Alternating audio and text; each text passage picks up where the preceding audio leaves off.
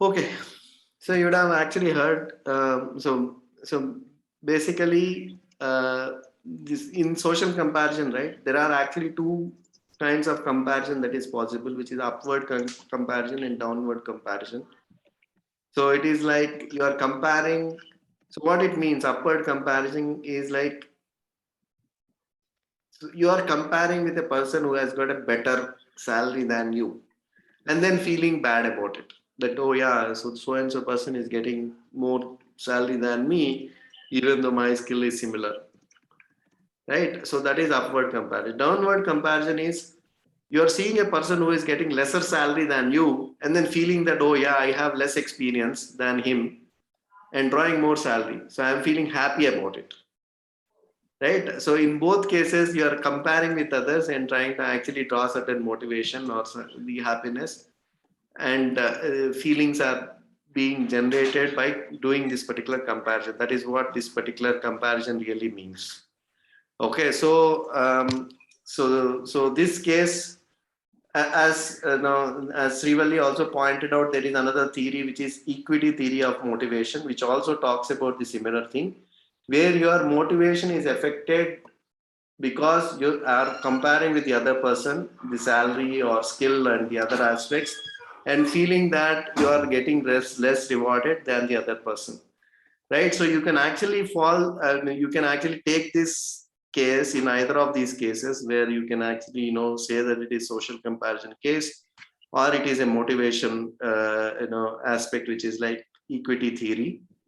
But the situation is coming because you are actually trying to solve this particular issue, right? I mean, the whole thing is, yes, you might have to actually give the plan in terms of how you are going to solve this particular motivational issue, right? So there are actually you can have a healthy communication with the person who is having this motivational issue.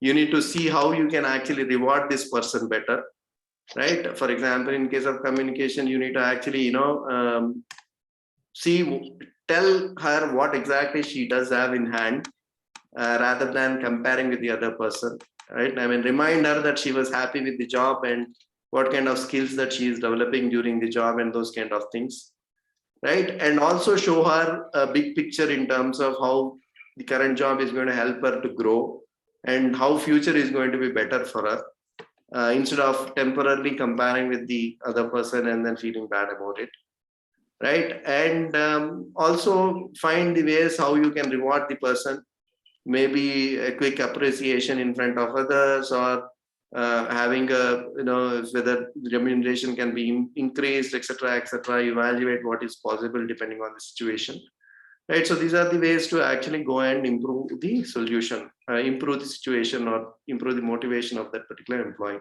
So this is the case which is there, right? Case does have three parts. You can see that there is a case history, where you are actually writing the history of a person, and then you have a mental state examination, where you are just evaluating how the person's mood is, speech is, etc., etc.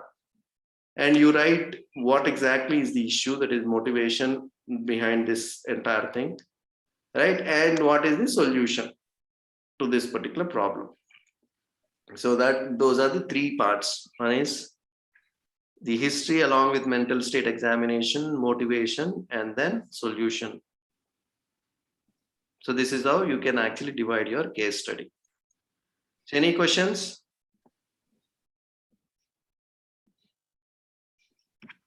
Right? If it comes to the questions part of it, the things could be that could be asked is, what are the benefits of the case study? So basically, you are allows in-depth investigation of a person or a group, information for one case to be generalized to the others. By writing this, you can have that particular generalized concept flowing in, right? So later on, researchers can use this, and then they can conduct more experiments and do certain research. How do you write a case study? First, background information, description of presenting the problem, and then your diagnosis. This is what the history really contains, right? What are the basically this you can probably typical issues during and how what are the typical issues that would come while you are collecting the information. If you don't have a rapport, people are not going to expose complete information. You're not going to know that this is the root cause for the motivational issue. So there should be a rapport. You need to create an environment for a person to open up. So they need to actually trust you to actually open up. They need to know the purpose why you are actually doing all these things. So all these things are something that you need to take care. Otherwise, information is not going to come. So what is a case study? It is an in-depth, thing, right? Negatives of the case study. So, it could be very specific case. So in some cases, you might not be able to generalize, right? So it does not really tell what is the real reason you are still detecting from whatever studying the case, right? So, and it is not, in some cases, it is not very scientific as well. So it's like person to person, very, very specific to the situation, where you might not really draw any scientific conclusion out of it, right? The other question is around what is motivation, because here we are dealing about the motivation related problem. So it's like, what is motivation? That the passion that we work on is what is the motivation, the desire, passion, and all those stuff. There are two types of motivation, which is intrinsic motivation and intrinsic motivation. Intrinsic motivation is something that comes out of that belonging feeling of basically you have something which is very, very intrinsic, like you love something to do.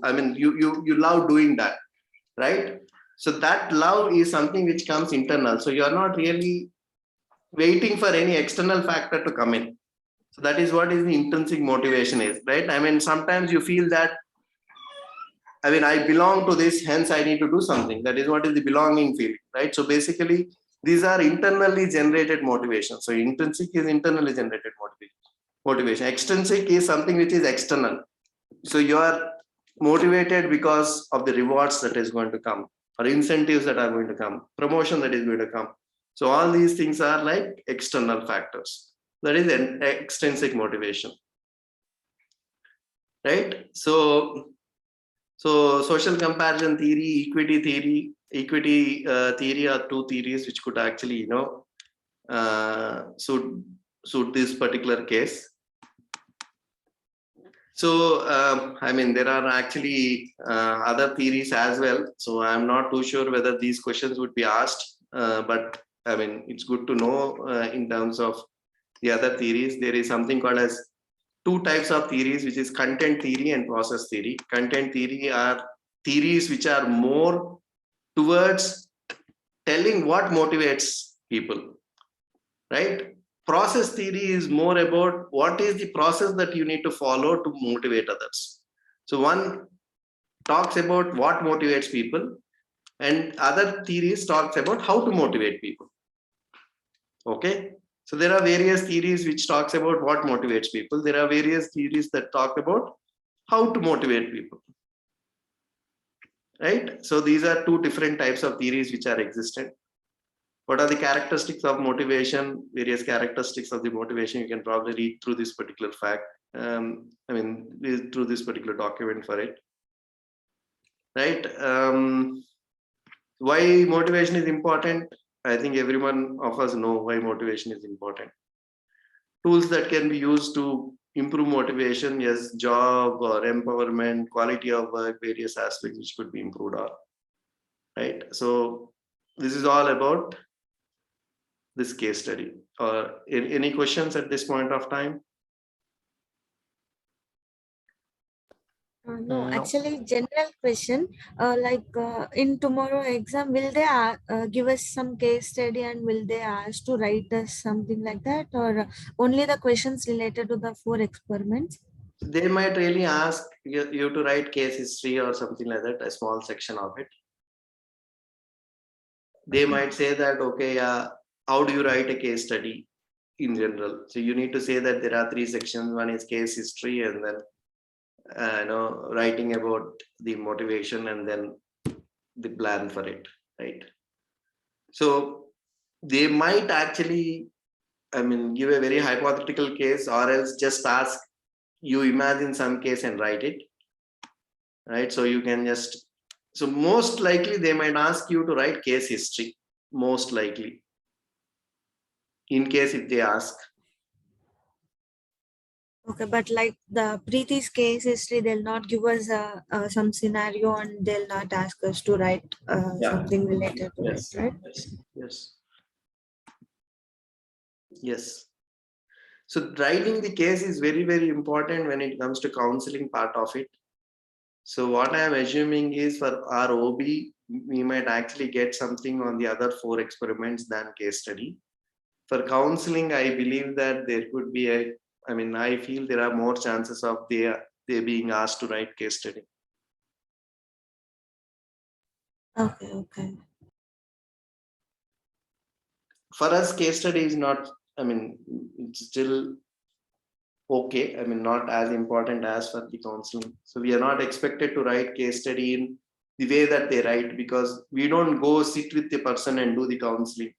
Even in Preeti's case, mental state examination and all might not be valid for us, because we might not actually go and sit with Preeti and examine. We are not counseling. We are just trying to actually, identify the plan and then go about it, right? So for us, it's not as comprehensive as the counseling part is.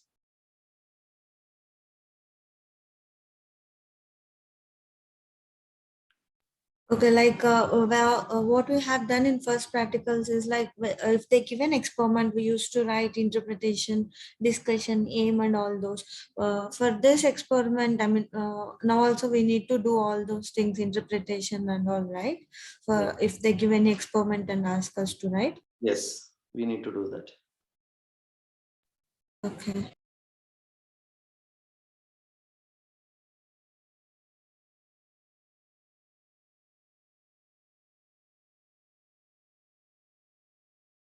Yeah. Should we stop recording?